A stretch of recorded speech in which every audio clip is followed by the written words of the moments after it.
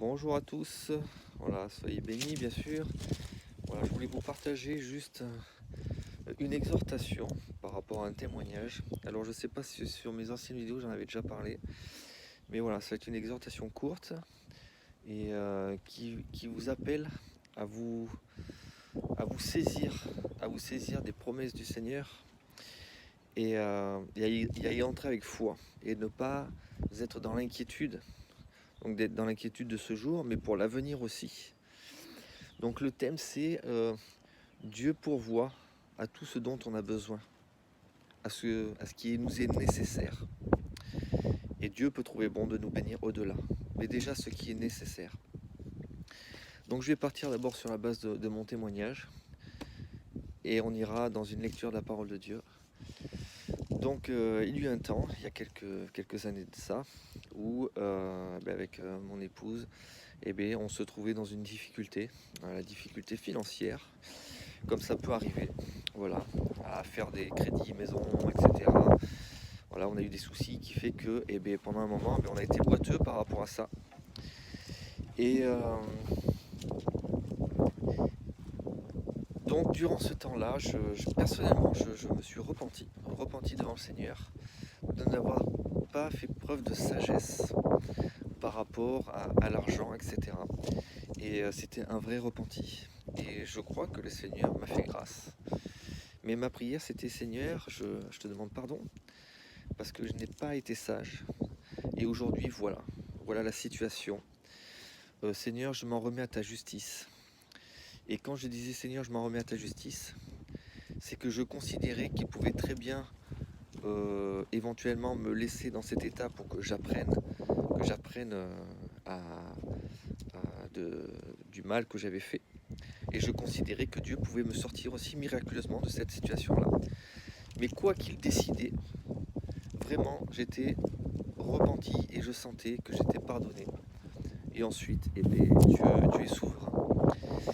Donc voilà, et puis ça continue comme ça. Et il y a un matin, voilà, non maintenant un après-midi, il y a ma femme, elle me dit, voilà Julien, je suis allé sur les comptes et ça va pas trop, c'est c'est pas bon, etc.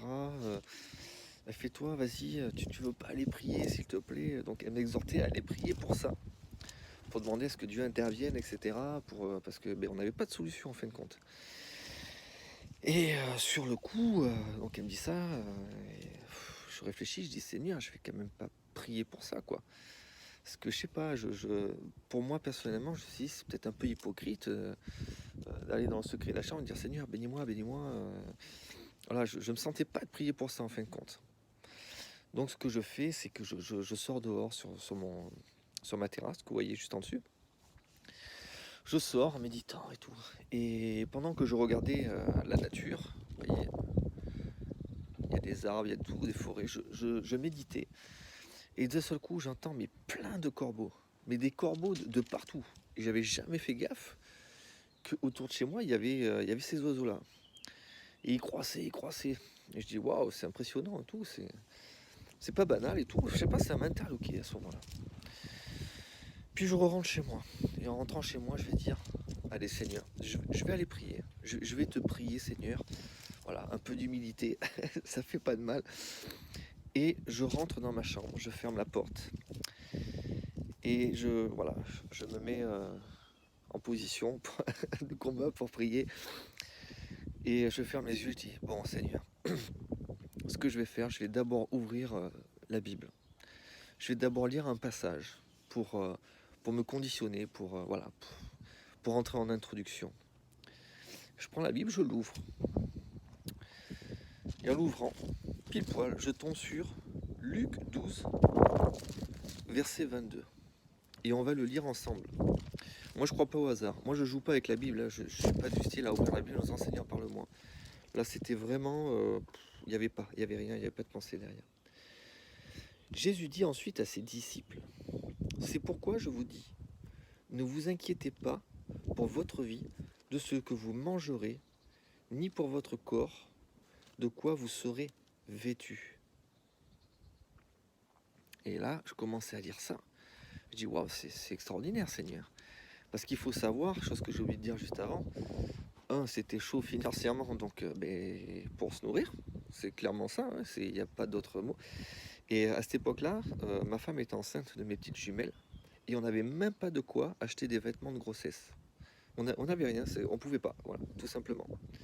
Et le besoin commençait à être vraiment pressant. Donc je dis, ne vous inquiétez pas pour votre vie de ce que vous mangerez, ni pour votre corps de quoi vous serez vêtu. Waouh!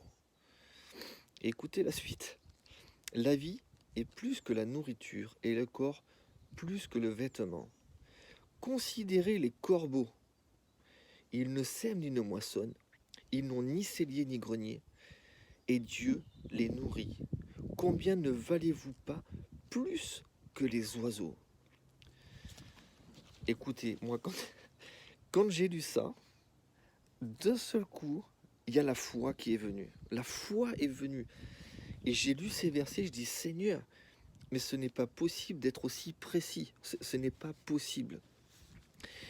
Et là, j'ai fermé la Bible. J'ai fermé la Bible et j'ai dit Seigneur, je ne vais pas te prier pour avoir ceci ou cela.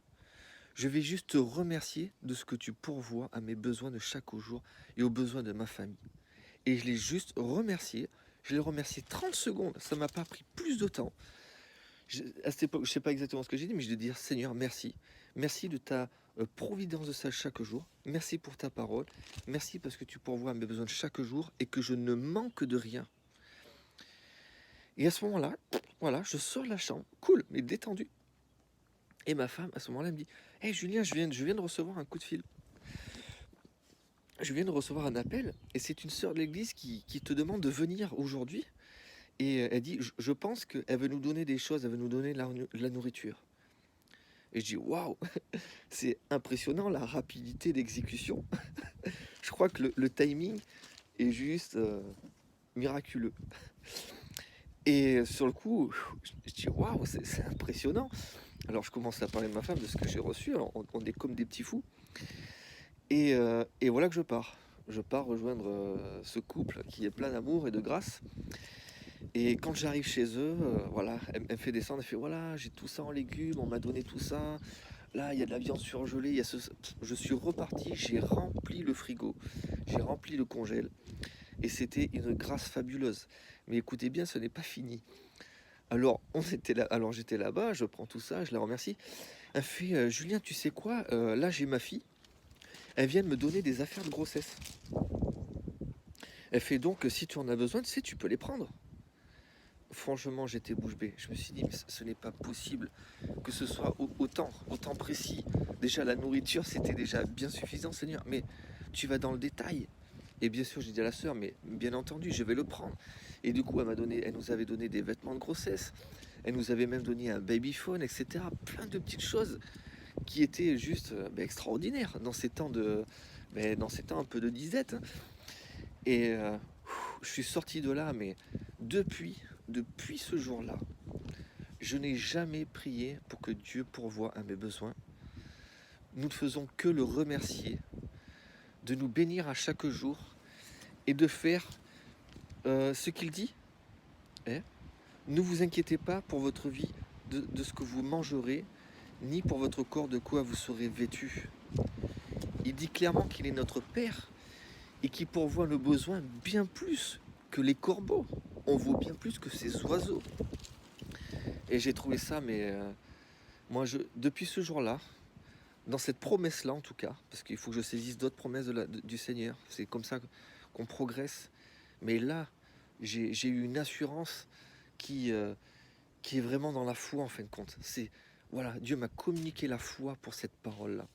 Et je veux vous exhorter que si ce témoignage vous touche, si vous êtes dans le questionnement, si vous êtes dans l'angoisse, si vous êtes dans le doute, dans la crainte, dans la peur de votre situation actuelle, j'espère que mon témoignage va vous donner force et vie et que vous allez commencer à proclamer à Christ en lui rendant grâce tout simplement, en disant « Mais Seigneur, de quoi aurais-je crainte ? De quoi aurais-je crainte ? Tu pourvois à nos besoins et je te remercie déjà pour la provision. » Et voyez-vous, pour finir cette exhortation, pour pas que ça aille trop loin, on va dire les 2-3 versets qui suivent parce qu'ils sont juste, c'est juste magnifique, c'est juste magnifique. Qui de vous, par ses inquiétudes, peut ajouter une coudée de la durée de sa vie? Mais c'est juste excellent.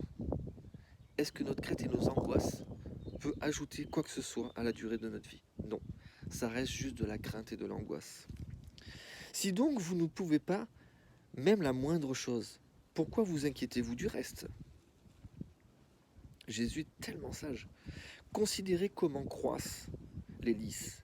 Ils ne travaillent ni ne filent. Cependant, je vous le dis que Salomon, même dans toute sa gloire, n'a pas été vêtu comme l'un d'eux.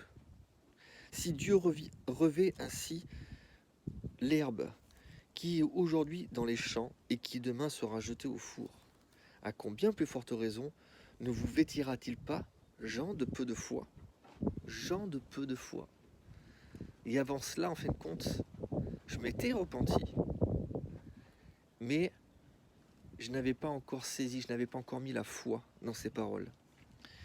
Et vous ne cherchez pas ce que vous mangerez et ce que vous boirez, et ne soyez pas inquiets. En gros, on n'a même pas besoin de chercher ces choses. On n'a pas besoin de les chercher. Il est dit que ça vient à nous. Gardons toute sagesse dans ces propos, bien entendu. Car toutes ces choses, ce sont les païens du monde qui les recherchent. Votre Père sait que vous en avez besoin. Il sait ce qui est vital pour nous. Nous, on n'a pas besoin de s'inquiéter de ces choses. Mais les païens de ce monde qui ne connaissent pas l'espérance et qui n'ont pas de Père qui sont là pour s'occuper d'eux, eux, ils sont sans arrêt en train de rechercher ces choses. Parce qu'ils ont peur du lendemain. Voyez dans les supermarchés, là, tous ces rayons qui ont été dévalisés. La crainte, la peur. Et ce verset qui suit, pour moi, est l'un des versets central de l'évangile de Christ. Cherchez plutôt le royaume de Dieu. Cherchez plutôt le royaume de Dieu. Et toutes ces choses vous seront données par-dessus tout. Par-dessus tout.